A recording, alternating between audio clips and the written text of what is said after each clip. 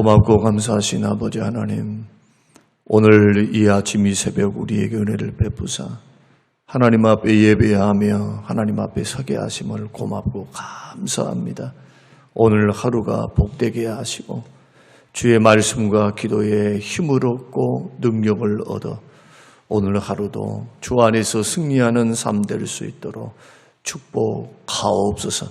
성령님께 식구들의 생명과 재산을 지키시고 하나님의 놀라우신 은혜 안에 오늘 하루도 인생도 살아가도록 도우시기를 예수님 이름으로 기도합니다.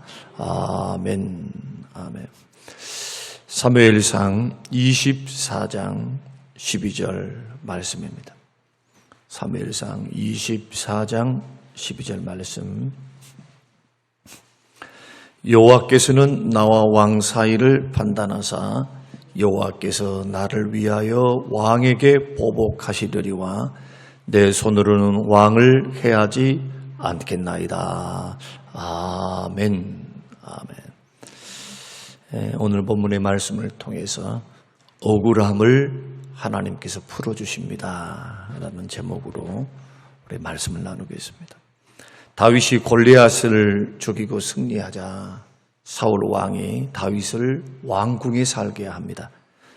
그리고 그에게 군대 장관의 직분을 주어서 그가 가는 곳마다 승리하니까 군대 장관으로 초고속으로 승진을 시킵니다. 그랬더니 주위에 있었던 많은 신하들과 백성들이 만류합니다. 나이도 어리고 아직도 경험도 부족한데 군대 장관 삼는 것은 아직 무리수입니다. 그렇게 말을 합니다.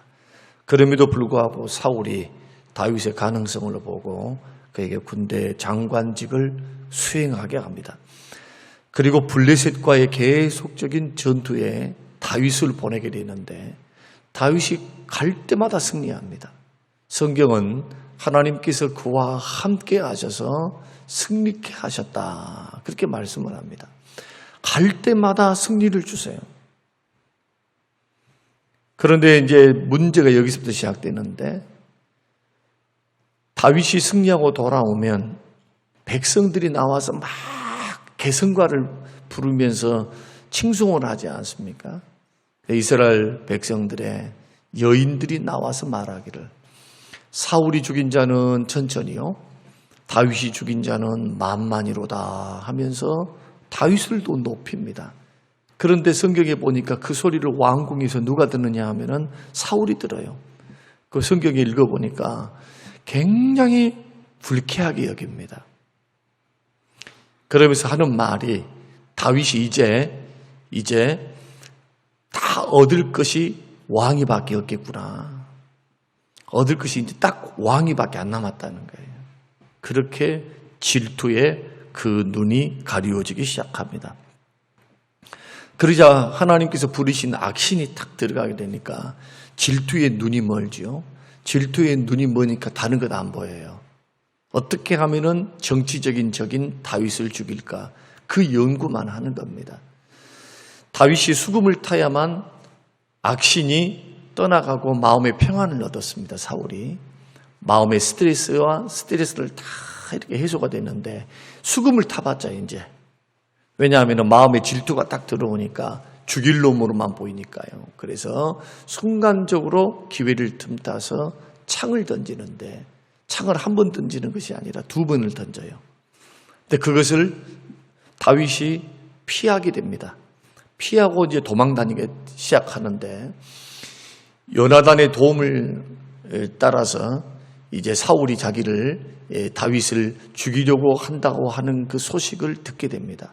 감으로만 잡고 있었는데 이제는 확연하게 요나단을 통해서 사울의 아들이었던 왕자였던 요나단을 통해서 너는 여기 있으면 안 된다. 아버지가 너를 죽이려고 한다. 그 소식을 듣고 서로 이제 부둥켜 안으면서 서로 울면서 서로 언약도 맺고 약속도 하고 하면서 다윗은 왕궁에서 떠나서 이제 광야로 나가게 됩니다. 도망을 치게 됩니다. 그때 따라갔던 사람들이 600명입니다. 그래서 600명을 데리고 광야로 들로 도망다니는데 하루는 엔게디라고 하는 광야에 다윗이 출몰해이다. 나타났습니다. 라고 하는 그 말을 듣고 3,000명의 특수부대를 사울이 선정을 해서 추격을 합니다. 사울과 그 군대가 엔게디 광야에 딱 도착했는데 마침 한 동굴을 발견하게 됩니다. 염소바위라고 하는 그 바위에 동굴이 하나 있는데 사울이 뒤가 마려운 거예요. 배변을 하기 위해서 그 동굴로 딱 들어갑니다. 그리고 옷을 다 군장이고 뭐 다 벗고 군복이고 다 벗고 그래서 배변을 하고 이제 쉬고 있는데 그 속에 누가 있었느냐? 다윗과 일단의 다윗을 따르는 군대가 그 속에 숨어 있었어요. 깊숙한 곳에. 자, 사울이 들어온 것을 눈치챘습니다. 알게 되었습니다. 그러자 그 속에서는 어떤 일들이 일어나느냐. 사울을 따라다니고 있는 사람들이 말을 합니다. 하나님이 주신 절호의 기회입니다. 하나님께서 사울의 목숨을 당신에게 붙였나이다. 당신은 이미 기름 부음을 받았고 하나님께서 사울을 패하고 당신을 세운다고 말씀하셨으니 절호의 기회가 아니겠습니까? 죽이십시다. 근데 다윗이 그것을 기쁘게 생각하지는 않습니다. 그러면서 어떻게 설득을 하느냐 하면은 나는 사울 왕을 죽일 수가 없다. 죽일 수 없는 그 이유가 뭔가 하면은 하나님께서 그를 기름 부어서 세우셨다. 아무리 하나님께서 그를 버렸다 할지라도 하나님께서 왕 위에서부터 그의 생명에 이르기까지 하나님께서 그를 폐하시기 전까지 왕에서 끌어내리시기 전까지 하나님이 하셔야지 내가 할 수가 없다. 왜냐하면 하나님이 세우셨기 때문에. 이것이 보복을 하나님께 맡긴 하나님 주권신앙, 하나님 중심주의의 신앙생활의 태도입니다. 우리가 곰곰이 생각해 보면 다윗이 왕궁과 고향에서 쫓겨나 광야로 도망 다녀야 할 만큼 사울에게 잘못한 적이 없습니다. 오히려 1등 공신이죠. 골리앗을 죽였습니다. 나라를 구했습니다. 그러면 1등 대우해줘야죠. 처음에는 해줬어요. 자기 딸 미갈과 결혼하게 해서 사위로 삼았고 군대 장관이 되었고 그리고 그에게 모든 군대에 통솔할 수 있는 그 위치도 그에게 허락했습니다. 그러나 질투가 마음속에 들어오니까 눈에 보이는 것이 없어요. 그리고 그에게는 마음을 안정시킬 수 있는 수금을 타는 능력이 있었기 때문에 마음에 안정을 주는 평안을 주는 그러한 사람이었는데 일순간 질투의 눈이 딱 가리워지니까 죽이려고 하는 겁니다. 저놈만 죽이면은 나도 살고 나의 왕위가 우리 아들에게로 이어질 텐데 그런 마음을 갖게 되는 겁니다.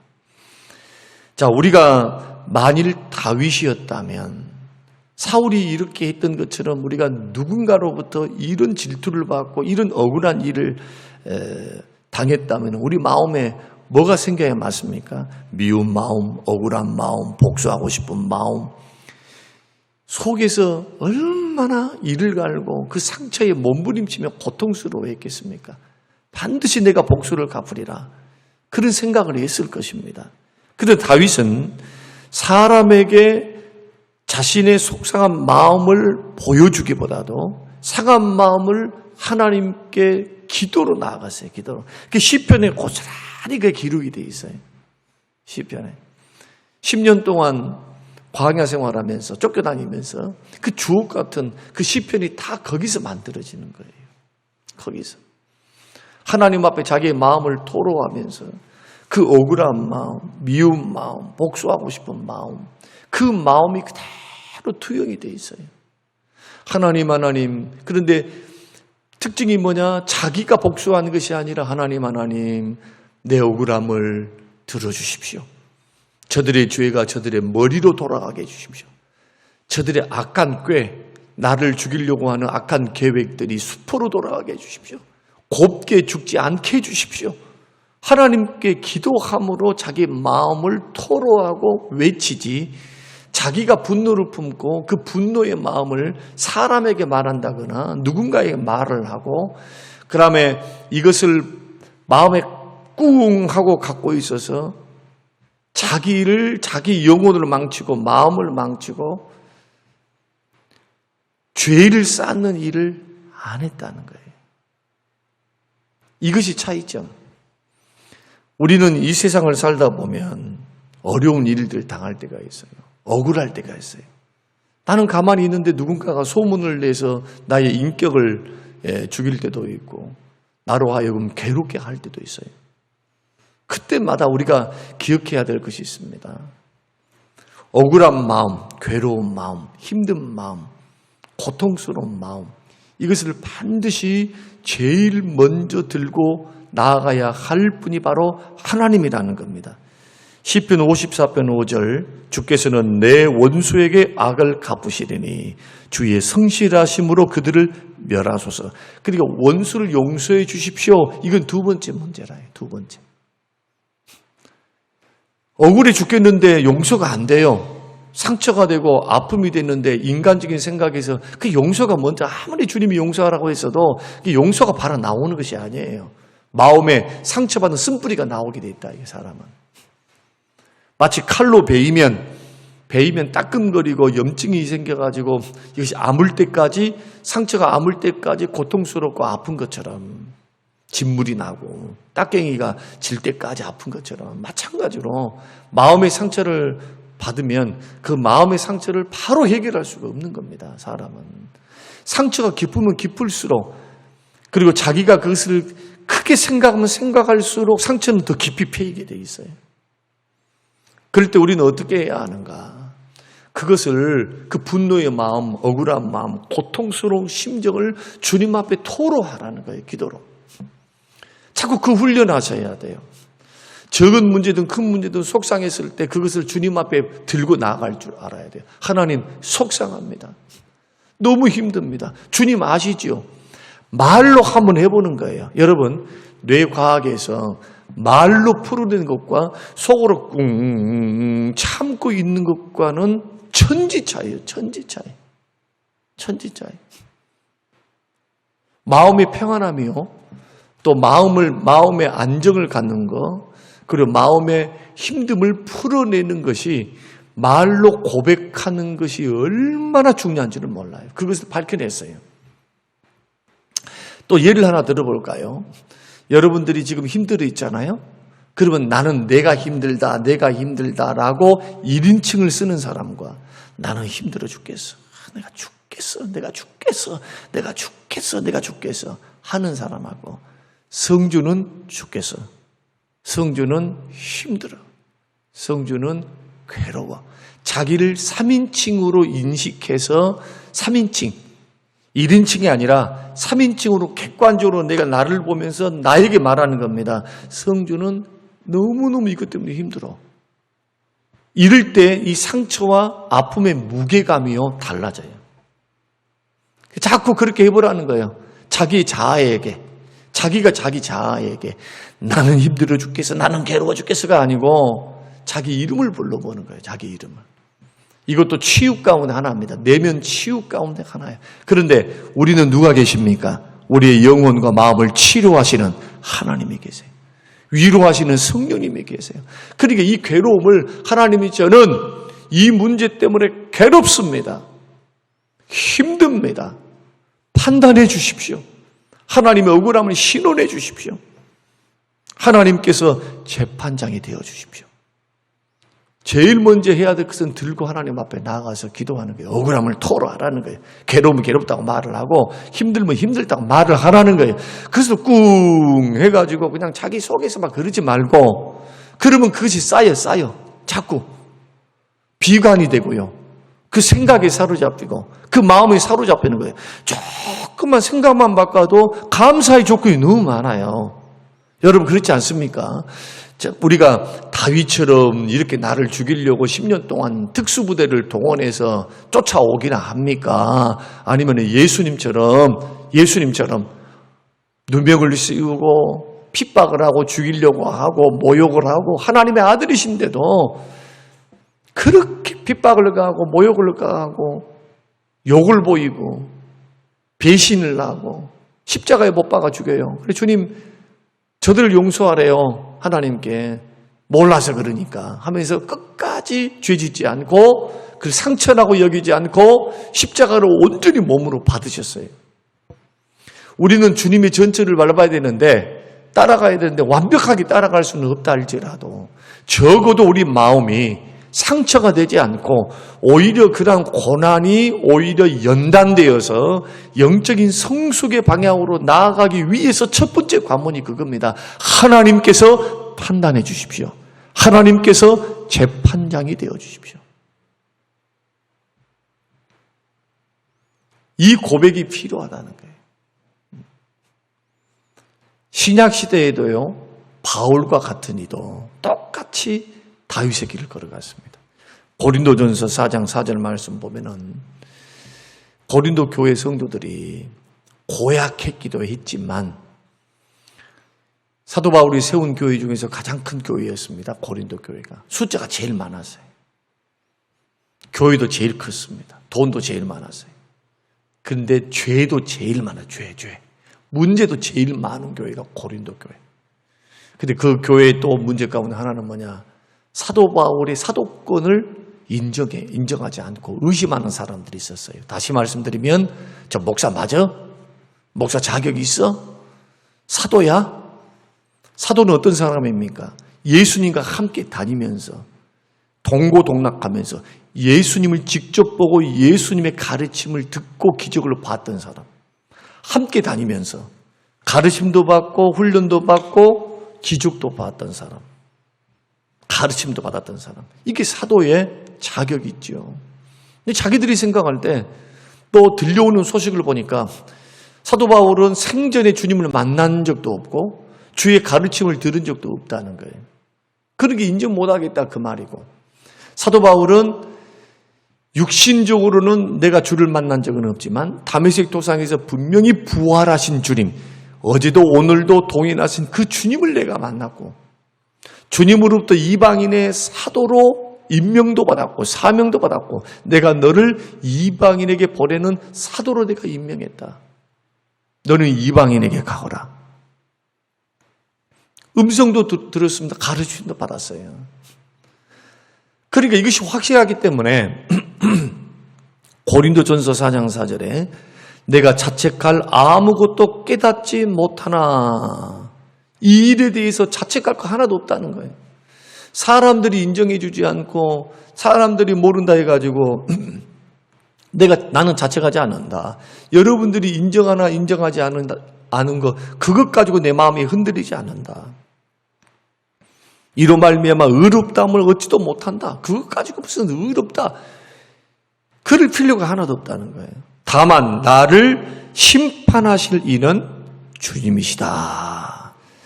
나를 주의 일꾼으로 삼으시고 사명을 주시는 분은 바로 부활하신 예수님이시다는 거예요. 이것은 변치 않은 사실이고, 내가 지금 만왕의 왕 되시고 하나님의 아들 되시고 우리의 구주 되신 그분으로부터 특명을 받고 부르심을 받고 지금 복음을 증거하고 있는데, 사람인 여러분들이 인정하지 않는다 해갖고 내가 사도권이 취소된 것이 아니고 나를 판단할 분은 하나님이니까 여러분 아무리 말해봤자야 나 그 판단에 흔들리지 않는다.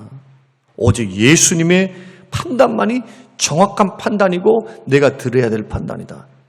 그러면서 변명하지 않습니다. 첫째. 두 번째, 그들을 미워하지 않습니다. 성도들을 배척하지 않습니다. 끝까지 뭘 하느냐? 품습니다. 억울한 마음도 있고 분한 마음도 있고 자기가 개척한 교회에서 그렇게 홀대를 받으니 얼마나 힘이 들어요. 월급도 제대로 주지도 않으면서. 그러죠? 고린도 교회에서는 월급을 받지를 않았어요. 하도 고약하게 구니까.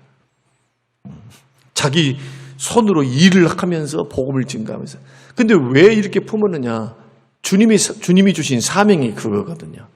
복음을 증거하라. 양무리를 치라. 끝까지 그것을 상처입니다.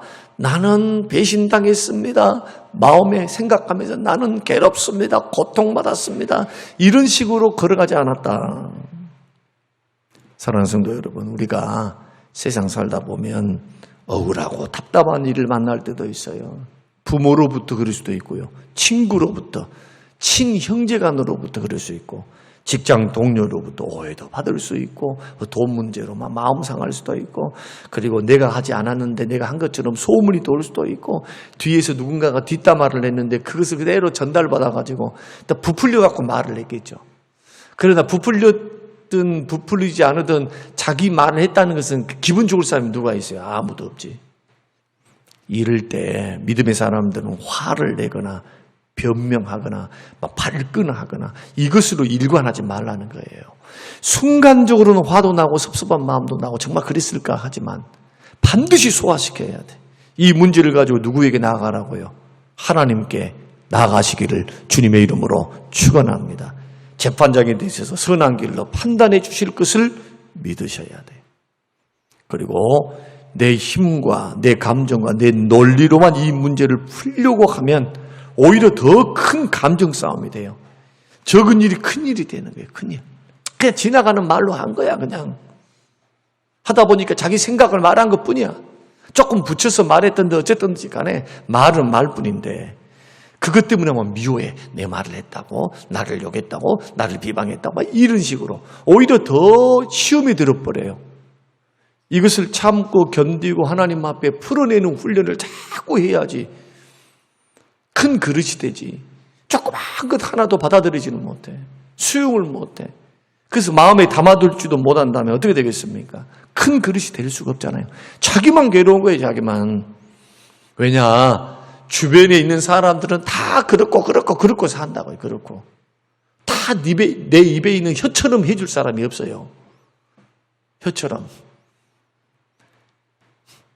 직원들이 사장의 마음을 알겠어요? 모르지. 사장이 돼봐야 자기들이 직원의 마음을 알지. 직원들이 밑에서 다 사장 뒷담화해요. 뒷담화. 다 해. 안 한 사람 누가 있어요? 다 하지. 예수 믿는 사람들 그 조심해야죠. 그런 걸. 안 믿는 사람 앞에서 막 하면은 복음의 영광을 가리우고 예수 믿는 이름값을 못하니까 그런 것은 안 해야 되겠지만 다 자기들을 모이면은 다 직장 상사들이하고 어떻게 하면서 다 이게 세상 사람들이 사는 어떤 죄악의 원리 아닙니까? 원리.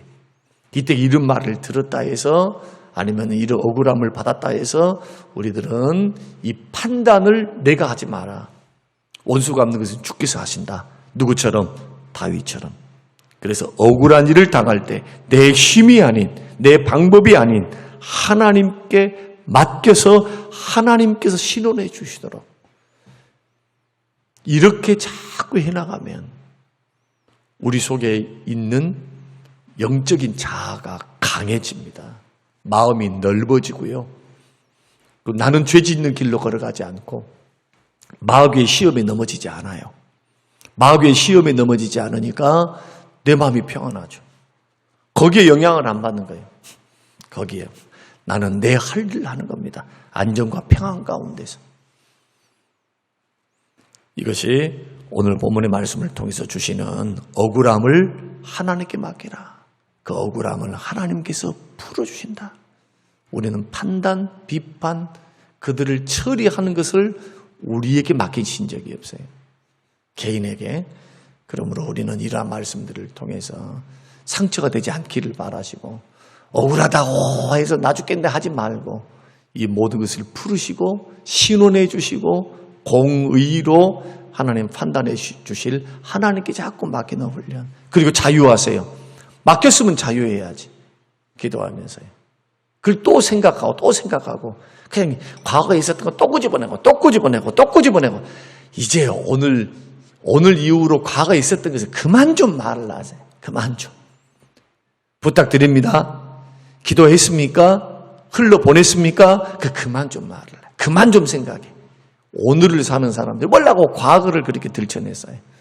과거는 지나가 버렸는데 속만 상하잖아요. 속만. 그러니까 그러면 영적으로 건강 안 합니다. 마음이 건강해질 수가 없어요.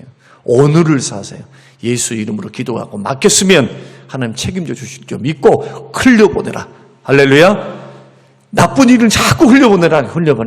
자꾸 주여 흘려보내나이다. 주여 주께 맡기나이다. 그 좋은 것만 자꾸 기억하라 해요. 긍정적으로. 감사의 조건을 찾아서 늘 감사의 조건을 늘 은혜를 기억하는 훈련, 버릇을 자꾸 하셔야 돼요. 이러한 은혜가 저와 여러분에게 되시기를 주의 이름으로 축원합니다.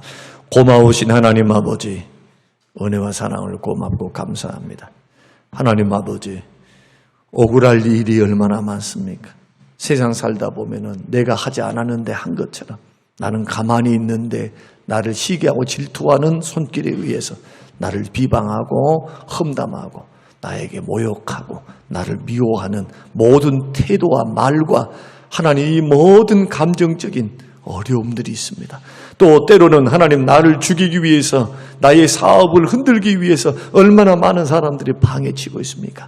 하나님 아버지 이럴 때 원수가 없는 것을 판단을 주께 맡길 수 있는 지혜를 주시옵소서. 감사드리며 예수님 이름으로 기도합니다. 아멘.